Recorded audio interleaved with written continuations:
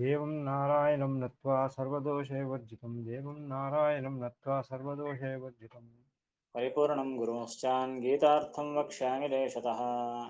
పరిపూర్ణం గురుంశ్చాన్ గీతార్థం వక్ష్యామి లేశతః పరిపూర్ణం గురుంశ్చాన్ గీతార్థం వక్ష్యామి లేశతః సమస్తగుణ సంపూర్ణం సర్వదోష వివర్జితం. సమస్తగుణ సంపూర్ణం సర్వదోషైవర్జితం సమస్తగుణ సంపూర్ణం సర్వదోషైవర్జితం నారాయణం నమస్కృత్య గీతా తత్పర్యముచ్యతే. నారాయణం నమస్కృత్య గీతా తాత్పర్యముచ్యతే నారాయణం నమస్కృత్య గీతా తాత్పర్యముచ్యతే ఆపాదమూలి పర్యంతం గురూణామకృతిం స్మరేత్ తేన విఘ్నాః ప్రణశ్యంతి సిద్ధ్యంతి చ మనోరథాః. ఆపాదమౌలిపర్యంతం గురూణామాకృతిం స్మరేత్ తేన విఘ్నాః ప్రణశ్యంతి సిద్ధ్యంతి చ మనోరథాః ఏషా బ్రాహ్మీ స్థితిః పార్థ నైనాం ప్రాప్య విముహ్యతి. ఏషా బ్రాహ్మే స్థితిం పార్థ నైనాం నైనాం విముహ్యతి. ప్రాప్య విముహ్యతి ఏషా బ్రాహ్మే స్థితిః పార్థ నైనాం ప్రాప్య విముహ్యతి స్థిత్వా స్యామంతకాలేపి బ్రహ్మనిర్వాణమృచ్చతి. స్థిత్వా స్యామంతకాలేపి బ్రహ్మనిర్వాణముచ్యతి స్థిత్వా స్యామంతకాలేపి బ్రహ్మనిర్వాణముచ్యతి శ్లోకార్థం ఏమిటి? ఓ పార్థ, ఈ దీనినే బ్రాహ్మీ స్థితి అంటారు. అంటే ఆ అపరోక్ష జ్ఞానం యొక్క స్థితి లక్షణము అని అంటారు. దీనిని పొందిన తరువాత మరలా సంసారాన్ని పొందడు. ఎప్పుడైతే ఇటువంటి స్థితిని మరణకాలంలో పొందుతాడో అప్పుడు అతడు పరబ్రహ్మను పొందుతాడు అని శ్లోకార్థం. దానిని వ్యాఖ్యానిస్తూ ఏం చేశారు? అపరోక్ష జ్ఞానులకు కూడా అపరోక్ష జ్ఞానమైన వెంటనే మోక్షం కలగదు. కారణం ఏమిటి అంటే ప్రారబ్ధ కర్మ ఇంకా ఉంటుంది. ప్రారబ్ధ కర్మను అనుభవించిన తరువాతనే మోక్షానికి వెళ్ళాలి అనే మాటను నిన్న తెలుసుకున్నాం. దానిపైన మరొక సంశయం భాష్యంలో దాన్ని చెబుతారు చూడండి. నచ కాయ వ్యూహాపేక్ష. నచ కాయ వ్యూహాపేక్ష నచ కాయ వ్యూహాపేక్ష అంటే భాష్యకారులు ఏం చెప్పారు?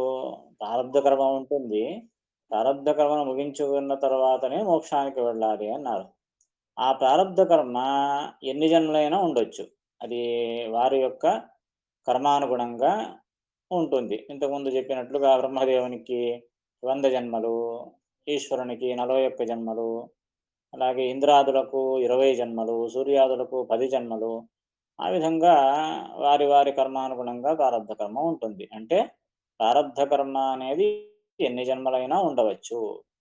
కానీ దీనిలో ఒక సంశయం, వేరే వాళ్ళు చెప్పేటటువంటి మాట, వేరే సిద్ధాంతకారులు చెప్పే మాట ఏమిటి అంటే అన్ని జన్మలు ఉండదు, అన్ని జన్మల ఫలితాన్ని ఒకే జన్మలో వారు అనుభవించి వేస్తారు. దాన్నే కాయ వ్యూహము అని అంటారు. కాయ అంటే శరీరము, కాయ వ్యూహము అంటే శరీరముల యొక్క గుంపు, ఒక గ్రూపు. అంటే అనేక శరీరాలను ఒకే జన్మలో పొంది ఆ ప్రారబ్ధ కర్మను ముగించుకొని వాళ్ళు మోక్షానికి వెళ్ళిపోతారు అని కొంతమంది చెబుతారు. అందరూ జ్ఞానులు ఈ విధంగానే చేస్తారు. మనకి సౌభరి ఋషుల యొక్క దృష్టాంతం మనం భాగవతంలో వింటాం. సౌభరి ఋషి వారికి 50 జన్మల ప్రారబ్ధ కర్మ ఉంటుంది. వారేమనుకున్నారు, అయ్యో రామ, మళ్ళీ 50 జన్మలు ఎత్తాలి దాని కొరకు, అంటే 50 జన్మల వరకు మనకు ముక్తి లేదు కనుక ఒకే జన్మలోనే ఆ 50 జన్మల అనుభవాన్ని నేను అనుభవించేసి మోక్షానికి వెళ్ళిపోతాను అని అనుకొని అప్పుడు ఆ మాంధాత చక్రవర్తి వద్దకు వచ్చి అతని కుమారులు ఆ 50 మంది కుమార్తెలు వారందరినీ వివాహం చేసుకొని 50 శరీరాలను తపశ్శక్తి చేత, యోగశక్తి చేత 50 శరీరాలను తీసుకొని ఆ 50 మందితో విహరించి ప్రారబ్ధ కర్మను క్షీణింపజేసుకుని మోక్షానికి వెళతాడు అనే కథను భాగవతంలో వింటాం, నవమ స్కంధంలో. ఆ విధంగా అపరోక్ష జ్ఞానులందరూ ఆ కాయ వ్యూహాన్ని అనుసరిస్తారు కనుక అనేక జన్మలు పొందవలసిన అవసరం లేదు అని సంశయం వస్తే అందుకు భాష్యకారులు అంటారు, శ్రీమదాచార్యులు, నచ కాయ వ్యూహ అపేక్ష. ఈ కాయ వ్యూహము యొక్క అపేక్ష అంటే నెసెసిటీ లేదా కంపల్సరీ అనేది లేదు. నచ ఆ విధంగా అందరు జ్ఞానులు ఆ విధంగా ఒకేసారి కాయ వ్యూహాన్ని అంటే శరీరాల యొక్క సముదాయాన్ని పొంది అందరూ అదే విధంగా అనుభవించి వెళ్ళాలనేటటువంటి నియమము లేదు అని అంటారు. అని సంచిత కర్మ మాత్రము మొత్తం భస్మం అయిపోతుంది. తరువాత అపరోక్ష జ్ఞానం తరువాత చేసేటటువంటి కర్మల యొక్క లేపం లేదు అనే మాటలైతే ఉన్నాయి. దానికి ఏ ప్రమాణాలు ఇస్తూ ఉన్నారు? తద్యథైషీకాతూలం तद्यथैषिकातूलं तद्यथैषिकातूलं తద్యథా పుష్కరపలాశే तद्यथा पुष्करपलाशे तद्यथा पुष्करपलाशे జ్ఞానాగ్నిః సర్వకర్మాణి ज्ञानाग्निः सर्वकर्माणि ज्ञानाग्निः सर्वकर्माणि ఇత్యాది వచనేభ్యః इत्यादिवचनेभ्यः ప్రారబ్ధే తు అవిరోధః प्रारब्धे तु अविरोधः ప్రమాణాభావాచ్చ प्रमाणाभावाच्च కొన్ని ప్రమాణాలు ఏం చెప్తూ ఉన్నాయి? తద్యథా ఇషీకాతూలం అని ఒక ప్రమాణం. ఇషీకాతూలం అంటే ఈ దూది పింజల యొక్క ఒక సమూహం. దూది పింజల గుట్ట ఉన్నదనుకోండి, ఎంత పెద్ద గుట్ట ఉన్నా దూది పింజలది ఒకే ఒక అగ్ని కణంచారు మొత్తం భస్మం అయిపోతుంది. ఆ విధంగా ఎన్ని జన్మల సంచిత కర్మ ఉన్నా భగవంతుని దర్శనం అనేటువంటి ఒక్క క్షణము భగవంతుని అపరోక్ష జ్ఞానమైనప్పటికీ అది అంతటి ఒక్క నిప్పు కణిక వలె ఆ సంపూర్ణమైన ఆ దూది పింజర నశించినట్లుగా ఈ సంచిత కర్మలన్నీ కూడా నశించిపోతాయి అని ఒక ప్రమాణం. ఇంకో ప్రమాణం ఏం చెప్తోంది? తద్యథా పుష్కర పలాశే అంటే అపరోక్ష జ్ఞానమైన తర్వాత జ్ఞాని చేసేటటువంటి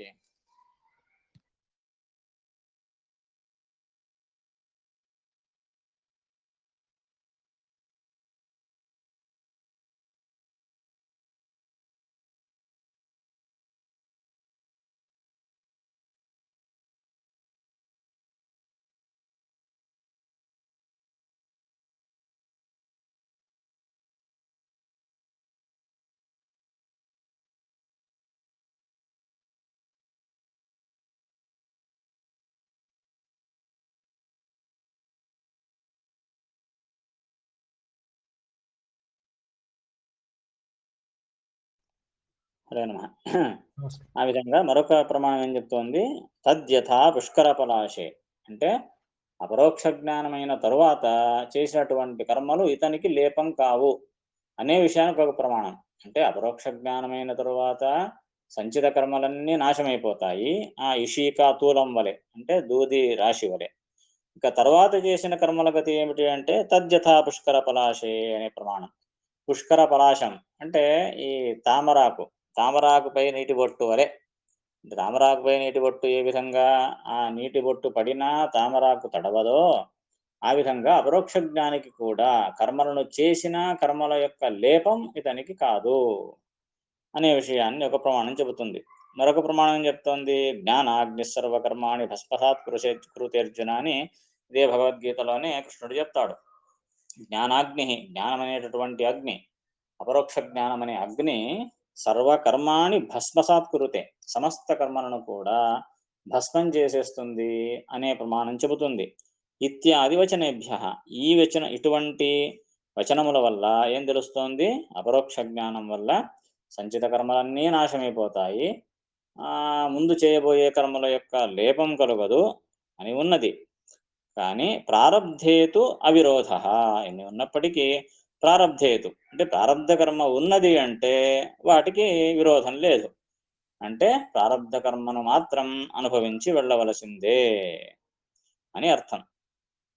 లేదు ఈ కాయ వ్యూహంతోనే అంటే అనేక జన్మలను ఒకే జన్మలోనే అనుభవిస్తారు, ఇది నియమము అని చెప్పడానికి ప్రమాణాభావాచ్య ప్రమాణమేమీ లేదు. అందరూ జ్ఞానులు ఆ విధంగా చేస్తారనేటువంటి ప్రమాణమేమీ లేదు. ఒకవేళ అటువంటి విషయాల్ని చెబితే ఆ మతాలన్నీ కూడా అబద్ధమైన మతాలే.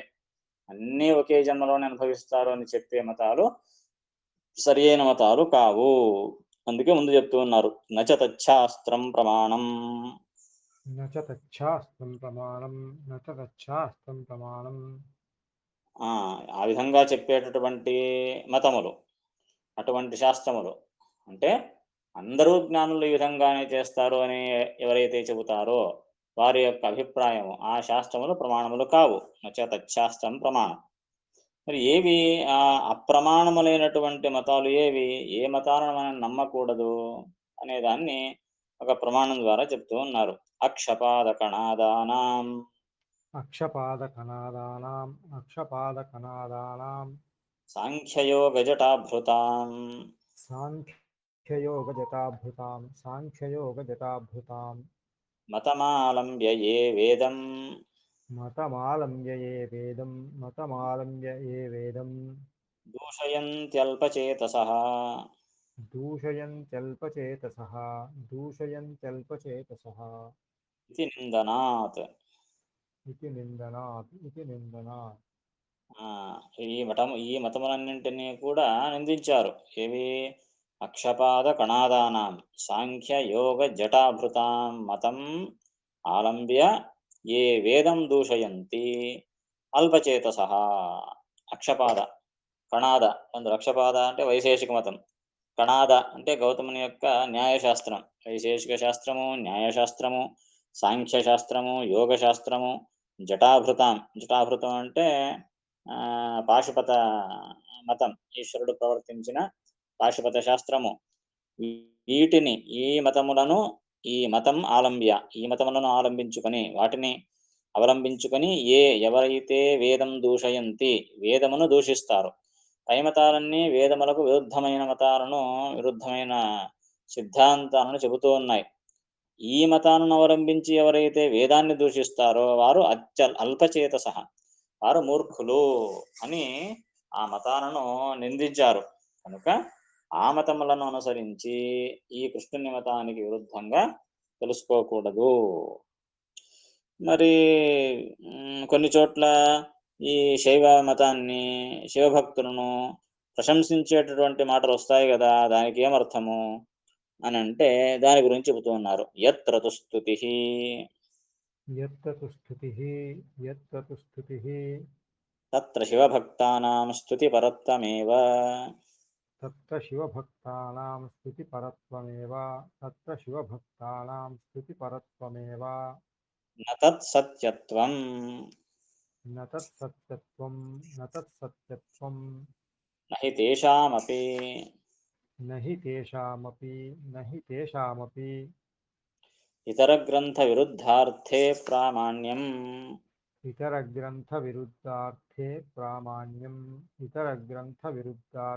प्रामाण्यम् కనుక ఎత్ర తు స్తుతి, ఎక్కడైతే స్తుతి కనబడుతుందో, శైవ సిద్ధాంతం యొక్క స్థుతి కనిపిస్తుందో, తత్ర అక్కడ ఏమని తెలుసుకోవాలి?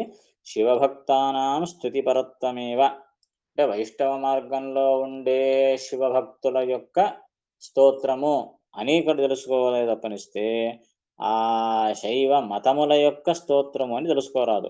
నతత్ సత్యత్వం అంటే ఆ మతముల యొక్క సత్యత్వాన్ని అది బోధించదు. ఎక్కడైతే శైవ అభిప్రాయాన్ని సమర్థించినట్లు, స్తుతించినట్లు కనిపిస్తుందో అక్కడ ఏమర్థం చేసుకోవాలి? ఈ వైష్ణవ పంథాను అనుసరించేటటువంటి శివభక్తుల యొక్క స్తోత్రము అంటే, వైష్ణవ భక్తులు అన్నంత మాత్రం శివద్వేషం అర్థం కాదు కదా. మన కర్మ ఈ కాలంలో ఆ ఒక అభిప్రాయము సామాన్య జనుల్లో ప్రబలిపోయిందనమాట. అంటే మాధ్వులు అంటే ఏదో శివద్వేషులు అనేటట్లుగా కొంతమందికి అభిప్రాయం అన్నమాట. విచిత్రం అది. వైష్ణవానాం యథా శంభు అని మనము విష్ణువును సర్వోత్తమత్వేన స్తోత్రం చేస్తాము, ఈశ్వర భక్తులం కూడా కదా. ఆ ఈశ్వరుణ్ణి అమిత ధ్యానిస్తాము, అభిషేకం చేస్తాము, వైష్ణవాగ్రేసరుడని కొలుస్తాము, శివ మంత్రాన్ని జపిస్తాము, శివ దేవాలయాలకు అన్ని వెళ్ళి నమస్కారం చేస్తాము. ఇన్ని ఉన్న మాధ్యుల పట్ల శివద్వేషం అనేటటువంటి ఒక దురభిప్రాయం సామాన్య జనంలో ఉంది. ఇది సరి అయిన జ్ఞానం లేక, వీరి మన గురించి తెలియక వచ్చినటువంటి అపోహ. నిజంగా వేరే వాళ్ళు శివద్వేషులు ఉన్నారు, వాళ్ళని ఎవరేమీ అనకుండా మనల్ని అంటూ ఉన్నారు, అది కర్మ. కనుక ఇక్కడ ఏం చెప్తున్నారు, శివభక్తుల యొక్క స్తోత్రాన్ని చేసినట్లు తెలుసుకోవాలి తప్పనిస్తే ఆ శైవ మతాన్ని అది స్తోత్రం చేసినట్లు కాదు. ఎందుకంటే నహి తేషామపి ఇతర గ్రంథ విరుద్ధార్థే ప్రామాణ్యం. ఆ శైవ మతం అంటే పాశుపత శాస్త్రము, అంటే ఈశ్వరుడే రచించినటువంటి పాశుపత శాస్త్రం అని ఏమున్నదో ఆ పాశుపత శాస్త్రానికి వేరే గ్రంథాల యొక్క, వైష్ణవ గ్రంథాల యొక్క విరోధం వస్తే ఆ పాశుపత శాస్త్రమునకు ప్రామాణ్యం లేదు. వైష్ణవ గ్రంథాలకు విరుద్ధంగా ఉండేటటువంటి పాశుపత శాస్త్రాలకు ప్రామాణ్యం లేదు. ఎందుకు అలా చెబుతారండి? వాటికి ప్రామాణ్యం ఎందుకు లేదు?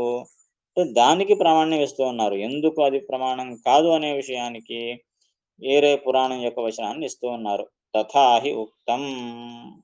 తథా హి ఉక్తం తథా హి ఉక్తం ఏ సమూహం సృజామ్యాశు ఏషమోహం సృజామ్యాశు ఏషమోహం సృజామ్యాశు యోజనాన్ మోహయిష్యతి. యోజనాన్ మోహయిష్యతి యోజనాన్ మోహయిష్యతి పంచరుద్రమహాబాహో మోహశాస్త్రాణి కారయ. త్వంచ రుద్ర మహాబాహో మోహశాస్త్రాణి కారయ త్వంచ రుద్ర మహాబాహో మోహశాస్త్రాణి కారయ అతథ్యాని వితథ్యాని దర్శయస్వ మహాభుజ. అతథ్యాని వితథ్యాని దర్శయస్వ మహాభుజ అతథ్యాని వితథ్యాని దర్శయస్వ మహాభుజ ప్రకాశం కురు చాత్మానం అప్రకాశం చ మాం కురు. ప్రకాశం కురు చాత్మానం అప్రకాశం చ మాం కురు ప్రకాశం కురు చాత్మానం అప్రకాశం చ మాం కురు ఇది వారాహే. ఇతి వారాహే ఇతి వారాహే వరాహపురాణం యొక్క వచనాన్ని ఇక్కడ ప్రమాణంగా ఇస్తూ ఉన్నారు. సాక్షాత్తుగా భగవంతుడు నారాయణుడు ఈశ్వరునికి చెప్పినటువంటి వచనం. శ్రీహరి ఈశ్వరునితో ఇలా అంటూ ఉన్నాడట, ఏమని? ఏష మోహం సృజామి ఆశు యో జనాన్ మోహయిష్యతి త్వంచ రుద్ర మహాబాహో మోహశాస్త్రాన్ని కారయ. భగవంతుడు అంటూ ఉన్నాడు, హే మహాబాహో రుద్రా, ఓ రుద్రా, నువ్వేం చేస్తావంటే ఏష మోహం సృజామి, నేను మోహాన్ని సృష్టిస్తాను. ఏ మోహమైతే యో జనాన్ మోహయిష్యతి, నేను సృష్టించినటువంటి ఆ మాయతో, మోహంతో జనులందరూ మోహితులవుతారు. ఏ మాయ జనాన్ని మోహయిష్యతి, జనులందరూ మోహింపజేస్తుందో అటువంటి మోహాన్ని సృష్టిస్తాను. హే రుద్ర, నీవు కూడా ఏం చేస్తావంటే త్వంచ, నీవు కూడా మోహశాస్త్రాన్ని కారయా, జనులకు మోహపరిచే శాస్త్రములను రచించు. దాంట్లో ఏం చేస్తావంటే నువ్వు ఆ శాస్త్రంలో అతథ్యాని వితథ్యాని దర్శయస్వ మహాభుజ. హే మహాభుజ, హే రుద్ర, నీవు రచించేటటువంటి శాస్త్రాలలో ఏం చేస్తావంటే నువ్వు అతథ్యాని వితథ్యాని దర్శయస్వ. అతథ్యము అంటే అబద్ధములు అనమాట, అసత్యములు అని అర్థం. తథ్యము అంటే సత్యము, అతథ్యం అంటే అసత్యం. వితథ్యము, వితథ్యము అంటే విరుద్ధమైనటువంటి తథ్యం, అంటే విపరీతమైన జ్ఞానము. అజ్ఞానాన్ని కలిగించే మాటలు, విపరీత జ్ఞానాన్ని కలిగించే మాటలు, వాటిని అన్నింటినీ ఓ దర్శయస్వ, నీవు ప్రదర్శించు. నీవు రచించే శాస్త్రంలో జనులకు అజ్ఞానాన్ని కలిగించే మాటలు, విపరీత జ్ఞానాన్ని కలిగించే మాటలు నీవు రచించాలి. దాని ద్వారా నీవేం చేయాలంటే ప్రకాశం కురుచ ఆత్మానం అప్రకాశంచ మాం కురు. ఆత్మానం ప్రకాశం కురు అంటే నిన్ను నీవు ప్రకాశపరుచుకో. అంటే ఏమిటి? రుద్రుడే సర్వోత్తముడు, రుద్రుడే జగజ్జన్మాదికర్త అనే విషయాలను, నీ గురించి, నీ ఆత్మ గురించి, నీ ప్రకాశాన్ని నీవు బాగా విశదీకరించుకో నీ గ్రంథాలలో. అప్రకాశంచ మాం కురు, మాం అంటే నన్ను ఏం చేస్తావు? అప్రకాశం కురు, ప్రకాశహీనుడిగా చేసేసాయి. విష్ణు సర్వోత్తముడు కాడు, రుద్రుడే సర్వోత్తముడు అనే భావం వచ్చేటట్లుగా నీవు మోహశాస్త్రాలను రచించు అని శ్రీహరియే ఈశ్వరునికి ఆదేశించాడు అని వరాహ పురాణం యొక్క వచనం చెబుతోంది. కనుక ఆ ఈశ్వరుడే జనమోహనార్థము పాశుపత శాస్త్రాన్ని రచించాడు అనే విషయము వరాహ పురాణం ద్వారా తెలుస్తోంది అని చెప్పి మరికొన్ని మాటలను చెబుతూ ఉన్నారు. కుత్సితాని చ మిశ్రాణి కుత్సితాని చ మిశ్రాణి రుద్రో విష్ణు ప్రచోదితః. రుద్రో విష్ణుప్రచోదితः చకార శాస్త్రాణి విభుః చకార శాస్త్రాన్ని విభుః ఋషయస్తత్ప్రచోదితాః. ఋషయస్తత్ప్రచోదితాः చకా దధీచ్యాద్యాः పురాణాని దధీత్యాద్యాः పురాణాని తచ్ఛాస్త్రసమయేన తు తచ్ఛాస్త్రసమయేన తు చక్రుర్వేदैश्च బ్రాహ్మాణి చక్రుర్వేदैశ్చ బ్రాహ్మాణి వైష్ణవాన్ విష్ణువేదతః. వైష్ణవాన్ విష్ణువేదతः సో పంచరాత్రం భారతం చ మూలరామాయణం తథా. పంచరాత్రం భారతం చ మూలరామాయణం తథా తథా పురాణం భాగవతం విష్ణువేద ఇతీరితః. తథా పురాణం భాగవతం విష్ణువేద ఇతి రితః అతశ్చైవ పురాణాని యోజ్యాన్యన్యా విరోధతః. అతః శైవ పురాణాని యోజ్యాన్యన్యా విరోధతః ఇది నారదీయే. ఇది నారదీయే అతో జ్ఞానినాం భవత్యేవ ముక్తిః. అతో జ్ఞానినాం భవత్యేవ ముక్తిః కనుక కుత్సితాని చ మిశ్రాణి రుద్రో విష్ణు ప్రచోదితః. పైన చెప్పిన వరాహ పురాణ వచన ప్రకారంగా రుద్ర ఆ ఈశ్వరుడే విష్ణు ప్రచోదితః విష్ణువు చేత ప్రచోదింపబడి కుత్సితాని చ మిశ్రాణి కుత్సితములైన మిశ్రములైన ఆ గ్రంథాలను రచించాడు. చకార శాస్త్రాన్ని విభు మహాసమర్థుడైనటువంటి ఆ ఈశ్వరుడే ఇటువంటి శాస్త్రములను చకార అంటే రచించాడు. అంతేకాకుండా ఋషయ తత్ప్రచోదితా దధీత్యాద్యా ఋషయ దధీచి మొదలైనటువంటి ఋషులు తత్ప్రచోదితా ఆ ఈశ్వర ప్రచోదితులై తచ్ఛాస్త్ర సమయేనతు ఆ ఈశ్వరుడు రచించిన శాస్త్రము పాశుపత శాస్త్రము దానిని ఆధారం చేసుకొని కొన్ని పురాణాలను దధీచి మొదలైనటువంటి ఋషులు కూడా రచించారు. చక్రు వేదైశ్చ బ్రాహ్మణి వేదముల నుండి కొన్ని బ్రాహ్మ పురాణములను రచించారు. వేదముల నుండి కొన్ని వేదాల్లో కనిపించేటటువంటి ఆపాతత కనిపించే అర్థాలను ఆధరించుకొని బ్రాహ్మ పురాణములను బ్రహ్మదేవుడే సర్వోత్తముడు అని చెప్పేటటువంటి కొన్ని పురాణాలను రచించారు. ఆ దధీచి మొదలైన ఋషులు కొన్ని శైవ పురాణాలను రచించారు. ఇక వైష్ణవాన్ విష్ణువేదతః విష్ణువేదముల నుండి వైష్ణవ పురాణములను రచించారు. సో ఈశ్వరుని చేత ప్రచోదితులై దధీచి మొదలైన ఋషులు శైవ పురాణాలను రచించారు. అంటే శివుడే సర్వోత్తముడని తెలిపే పురాణాలను వేదములలో కనబడే ఆపాత అర్థాలను ఆధరించి బ్రాహ్మ పురాణములను రచించారు. ఇక విష్ణువేదములను ఆధరించుకొని వైష్ణవ పురాణాలను రచించారు. విష్ణువేదములంటే ఏవయ్యా అంటే అది చెప్తున్నారు. పంచరాత్రం భారతంచ మూల రామాయణం తథా పురాణం భాగవతం విష్ణువేద ఇతీరితః. విష్ణువేదము అని దేనిని పిలుస్తారు అంటే పంచరాత్రాగమము పంచరాత్రం అనే గొప్ప శాస్త్రము నారాయణ సాక్షాత్తుగా ఈ నరనారాయణులలో ఒకడైన నారాయణుడు రచించినటువంటి శాస్త్రం పంచరాత్రాగం. తర్వాత భారతంచ వేదవ్యాసుల వారు రచించిన భారతము, మూల రామాయణం తథా మూల రామాయణము ఈ వాల్మీకి రామాయణం కాదు. మూల రామాయణం అంటే ఈ వాల్మీకి రామాయణానికి కూడా మూలమైన రామాయణం. సాక్షాత్తుగా హయగ్రీవమూర్తి చెప్పినటువంటి మూల రామాయణం, శతకోటి విస్తారమైన మూల రామాయణం. శతకోటి ప్రవిస్తరం అని వాల్మీకి మహర్షి తన రామాయణంలో దీన్ని ఉటంకిస్తాడనమాట. దాన్ని ఆధారం చేసుకుని వాల్మీకి మహర్షి ఈ రామాయణాన్ని రచించాడు. ఆ మూల రామాయణం శతకోటి విస్తరమైనది.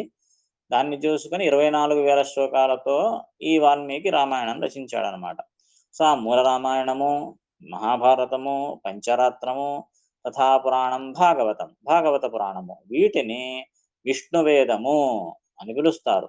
ఈ విష్ణువేదానికి విరోధంగా ఏమున్నా దీనికి అనుకూలంగా దానికి అర్థం చెప్పుకోవాలి. అది చెప్తున్నారు. అతః శైవ పురాణాన్ని యోజ్యాని అన్య అవిరోధత. ఈ శైవ పురాణములను కూడా అన్య అవిరోధత అంటే ఈ విష్ణువేదములకు విరోధము కాకుండా యోజ్యాని, దానిని యోజింపాలి. ఆ అర్థములను యోజింపజేయాలి, అర్థములను అన్వయం చేయాలి. శైవ పురాణాలను వైష్ణవ పురాణాలకు, విష్ణు వేదానికి అనుగుణంగా వాటికి విరోధం కలగకుండా అన్వయించుకోవాలి అని నారదీయ పురాణం కూడా చెబుతోంది. కనుక ఈ విష్ణు వేదములో అపౌరుషేయమైన ఆగమలలో ఏమేం చెప్పారో దాని ప్రకారంగా అజ్ఞానినాం భవత్యేవ ముక్తి, అపరోక్ష జ్ఞానులకు ముక్తి అనేది నిశ్చితము కలుగుతుంది. కానీ ఆ ప్రారబ్ధ కర్మ ఉన్నంత వరకు మాత్రము ఆ ప్రారబ్ధ కర్మను అనుభవించియే, ఎన్ని జన్మలైనా ప్రారబ్ధ కర్మాన్ని అనుభవించియే అతడు ముక్తికి వెళ్ళాలి అనే సిద్ధాంతాన్ని విష్ణువేదము, వైష్ణవ పురాణాలు చెబుతున్నాయి కనుక వీటికి అనుగుణంగానే మిగిలిన వాటిని కూడా అన్వయించుకొని అర్థాన్ని చెప్పుకోవాలి అనే విషయాన్ని నిర్ణయిస్తూ ఉన్నారు. అంతేనా కదా?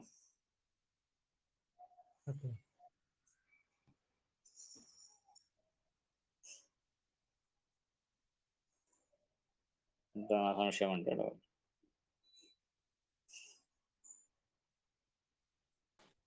నమస్కారం బాబు. చెప్పండి. ఒకే జన్మలో అన్ని కర్మలను అనుభవించే సామర్థ్యం ఉన్నప్పుడు అట్లా ఎందుకు ప్రయత్నించరు?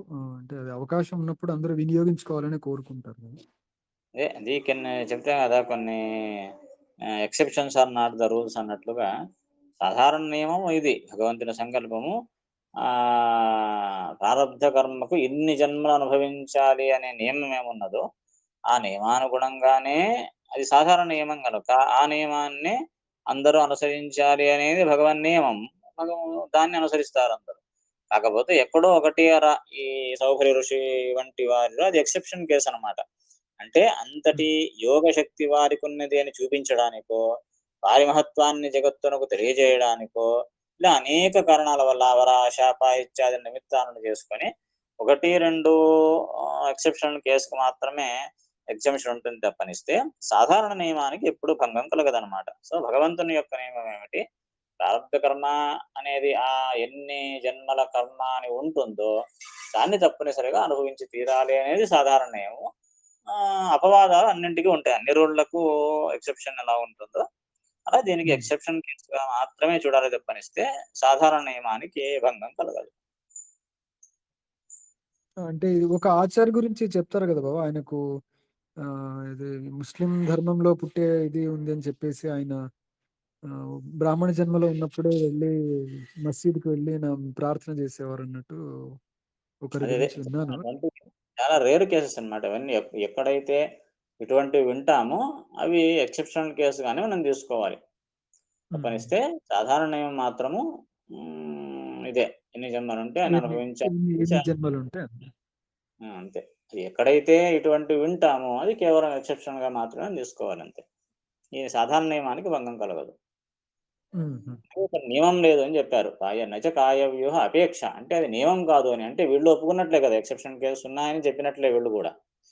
ఆచార్యులు కూడా చెప్పినట్లే ఎక్సెప్షన్ కేసుగా మాత్రమే దాన్ని చూడాలి కానీ ఇది ఒక నియమంగా తీసుకోకూడదు అని. సరిపోయింది.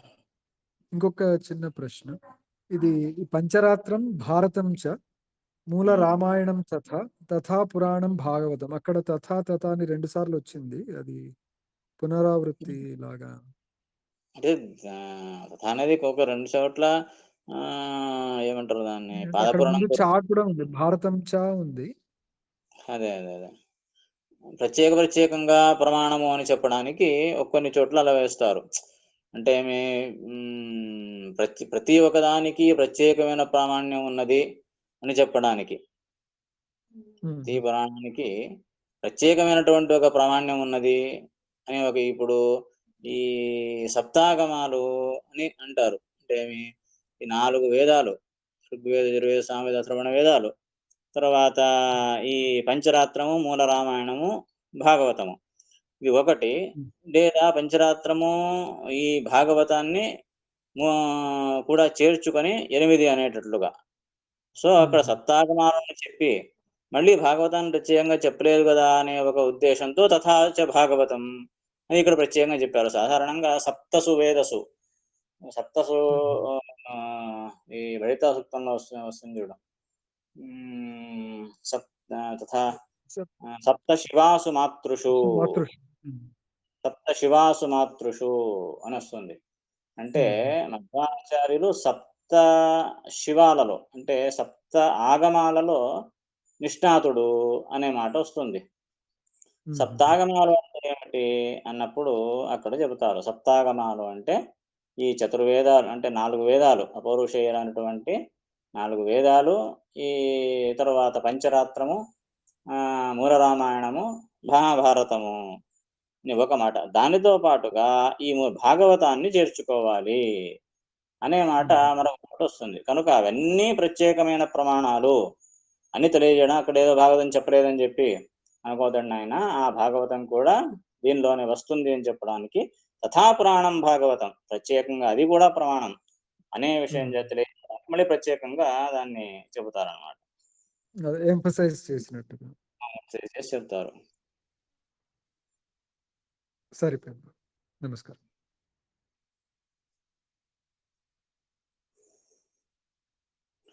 ఈ విధంగా దీని ద్వారా సమ్మరీ మనకు తెలిసేది ఏమిటి?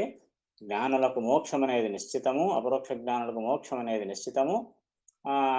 కానీ ప్రారంభ కర్మ మాత్రం అనుభవించి తీరాలి. అది ఆ వ్యక్తిని అనుసరించి, కర్మాన్ని అనుసరించి ప్రారంభ కర్మ అనేది ఉంటుంది. దాన్ని అనుభవించిన తర్వాతనే మోక్షం కలుగుతుంది. మోక్షం అయితే గ్యారంటీ, ఆఫ్టర్ ప్రారంభ కర్మ భోగ అనేది ఇక్కడ తెలిసేటటువంటి విషయం. ఇంకా దాని గురించి ఇంకా వచ్చేటటువంటి సంశయాలు, కొన్ని ఉదాహరణలన్నింటినీ మళ్ళీ ముందు భాషల్లో చెబుతారు. దాన్ని రేపు చేసుకుందాం.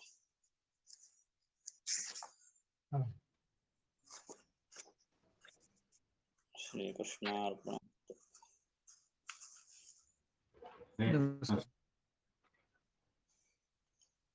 నమస్కారం. సరే.